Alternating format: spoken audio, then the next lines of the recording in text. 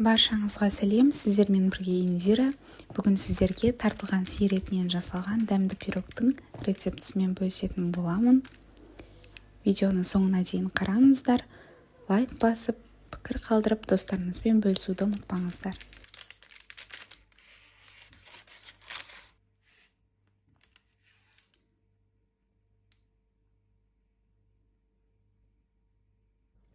Ең бірінші пирогтың қамырын илеп аламыз.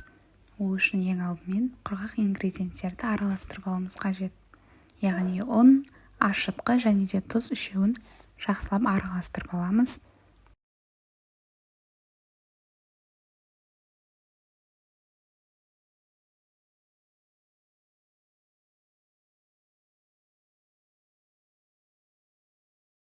Әрі қарай бөлме температурасындағы сармайды қосып, жақсылап осылай қолмен мыжғылап араластырамыз.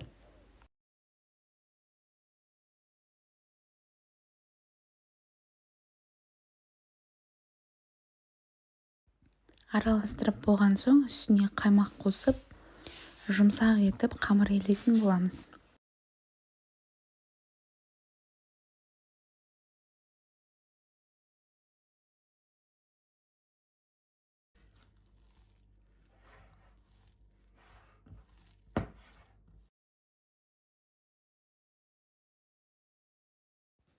Мінекей қамырымыз дайын болды, оны бетін жауып қойып қоямыз. Әрі қарай пирогымыздың салмасына көшеміз.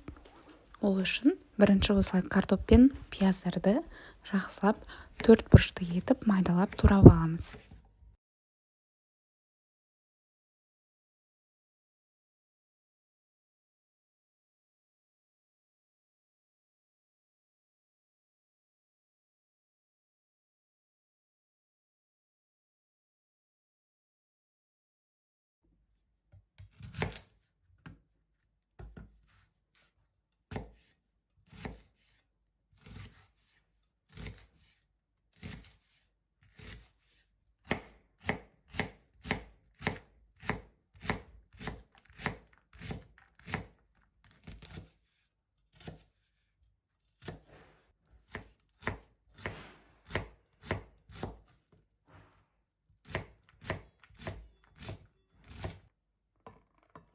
Мінекей ыдысымызға тартылған сиыр етін жаңағы турап алған картоп пен пиязды қосып, және де тұз, бұрыш қосып, татымына қарай тағы да басқа дәмдеуіштерді қосып, жақсылап араластырамыз.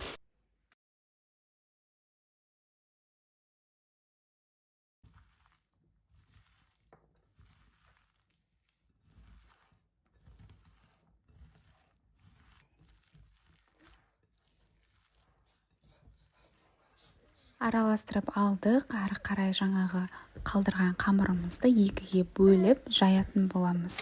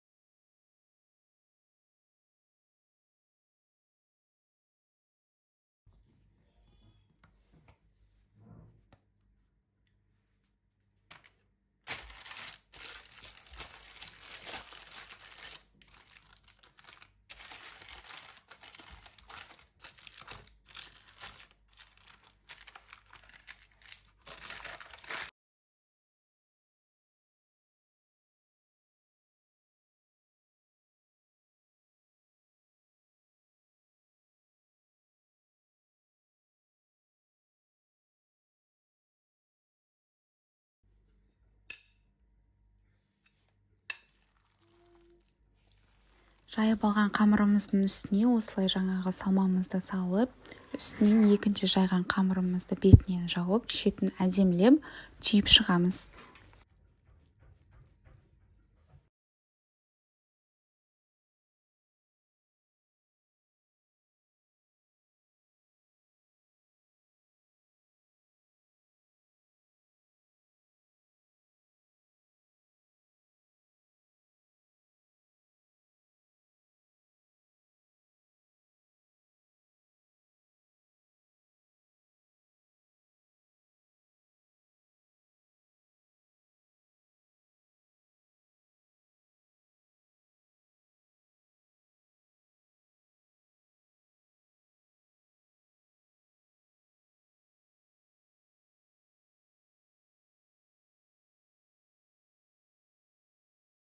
Мінекей қамырымыздың шетін түйіп алдық. Енді әрі қарай ортасын пышақпен осындай етіп кесіп аламыз.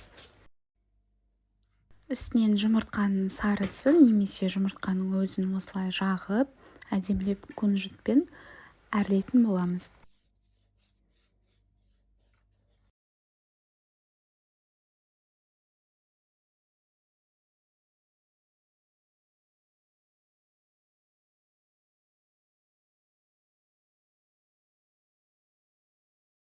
Қызып тұрған духовкада 180 градуста 40-45 минутқа пісіріп аламыз.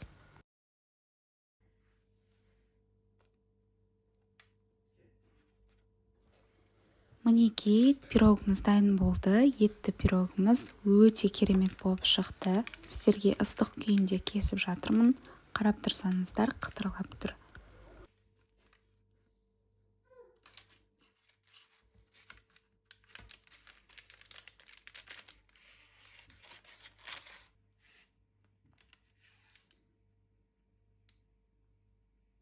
Еті жұмсақ болып піскен және де сочный болып тұр.